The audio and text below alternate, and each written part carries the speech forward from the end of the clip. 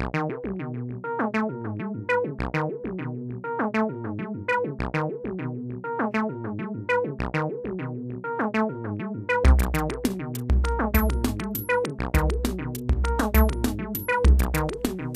faut 8 ans d'études après le baccalauréat, et parfois davantage dans certaines disciplines, beaucoup d'abnégation, de patience, de passion et de curiosité pour décrocher le fameux sésame.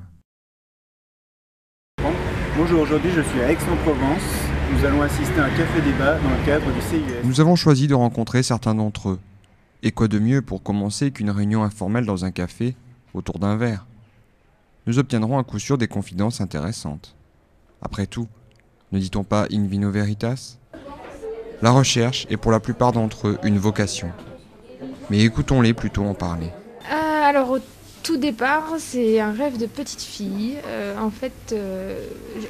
Au lycée, j'ai pris l'organigramme des études et je voulais aller le plus loin possible.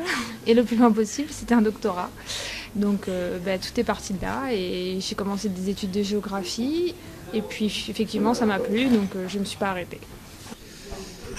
Parce que j'ai trouvé que dans le domaine juridique, l'aspect strictement scientifique était particulièrement intéressant, même si ça peut sembler bizarre aux scientifiques de sciences dures.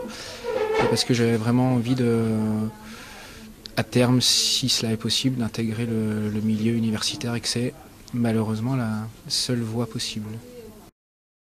Le doctorant est un professionnel qui possède un bureau dans un laboratoire où il peut mener à bien ses recherches. Il a pour objectif de produire des résultats nouveaux et conséquents dans son domaine de compétences. Il est libre de son emploi du temps, mais il est supervisé par un professeur auquel il doit rendre compte régulièrement de ses avancées. Il peut se voir doté, pour une durée de 3 ans, d'une allocation, une bourse en somme, globalement équivalente à un SMIC, lui permettant de se consacrer plus sereinement à ses travaux. Les personnes les mieux classées à l'issue de leur master peuvent aussi obtenir un poste de moniteur. 64 heures par an, elles donneront des cours dans leur spécialité, participeront à la correction des examens, prendront part aux activités de leur équipe de recherche et même de leur université. Moi, je pense que j'ai pas de journée type, puisque en lettres et sciences humaines, on n'est pas contraint. Enfin, moi, je suis pas contrainte par un laboratoire. En plus, je suis le dernier membre de mon laboratoire, donc je suis seule. Donc j'ai pas d'équipe dans laquelle travailler, donc tout dépend. Quand c'est des grosses journées, je commence d'abord par répondre à tous les emails que je reçois. Ensuite j'ai une partie de journée où j'ai de la bibliographie, essentiellement en anglais, donc c'est assez long. Et puis j'ai parfois des analyses sédimentologiques en laboratoire. Voilà, donc ça varie vraiment selon le travail que j'ai à faire, quoi.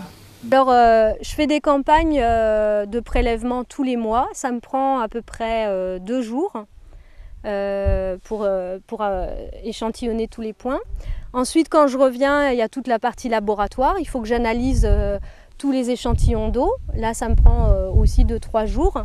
Et puis après, il faut rentrer toutes les données, essayer de commencer à les interpréter. Et puis il y a toute une partie travail bibliographique, donc tout ça qui se fait dans le bureau. Une journée, c'est difficile peut-être à dire. Une semaine, plus globalement, j'essaie de réserver 2-3 jours au travail de ma thèse. Et le reste de la semaine est réservé donc, à la préparation des cours, à la dispense des cours elle-même, à la rédaction d'articles pour des revues, préparation de colloques, etc. Voilà. Mais l'activité essentielle du doctorant reste la recherche. Durant ses années de thèse, il étudie et lit de nombreux livres, noircit des pages et des pages de notes, d'idées, de raisonnements et de résultats. Il travaille sur son terrain ou sur sa paillasse. Son activité de chercheur le conduit à participer à des colloques, des séminaires ou des journées d'études. Ils sont 86% à déclarer le faire au moins une fois par an. Enfin, leur activité scientifique se concrétise le plus souvent par la publication d'articles dans des revues de référence pour leur discipline. Les inconvénients, c'est les journées de 12 heures qui sont parfois très longues. Les inconvénients du chercheur doctorant, en tout cas, c'est la difficulté d'organiser son emploi du temps, difficulté justement due à la liberté, et également les faibles perspectives d'avenir dans le milieu universitaire qui nous sont offertes à l'heure actuelle. Avec un doctorat, le nouveau diplômé désireux de poursuivre dans la recherche peut théoriquement obtenir un poste à l'université où il deviendra maître de conférences et partagera son temps entre la recherche et l'enseignement. C'est ce qui se passe pour un tiers d'entre eux environ, et même la moitié si le doctorant était moniteur. Il peut aussi espérer être embauché dans un organisme de recherche comme le CNRS, mais cela ne concerne que 10% des docteurs. Enfin, il peut travailler en entreprise. C'est le cas pour 38% d'entre eux. Mais ici, la moitié des individus concernés n'ont plus d'activité de recherche. Tu as l'intention de faire ça une deuxième année, de faire un post-doctorat, de devenir maître de conférence, d'aller dans le privé? Donc j'ai songé un peu à toutes les possibilités, mais je pense plutôt aller chercher du travail dans le privé. Pour le gros des troupes désireuses d'intégrer la recherche publique, il y a généralement des étapes à passer après la soutenance de thèse, car il est difficile de trouver immédiatement un poste. Ainsi, le docteur doit encore faire ses preuves en travaillant 1 an ou 2 de plus comme chercheur précaire. Dans une université française, s'il obtient un poste d'ATER, soit attaché temporaire d'enseignement et de recherche, ou bien en se lançant dans ce que l'on appelle communément un postdoc, le plus souvent réalisé à l'étranger, mais pas nécessairement. Il s'agit d'un travail complémentaire à celui de la thèse effectué dans la continuité de celle-ci. Moi, ça ne me pose pas de problème de partir à l'étranger. Même, je suis content de ça. Donc, je pense que je vais partir en postdoc.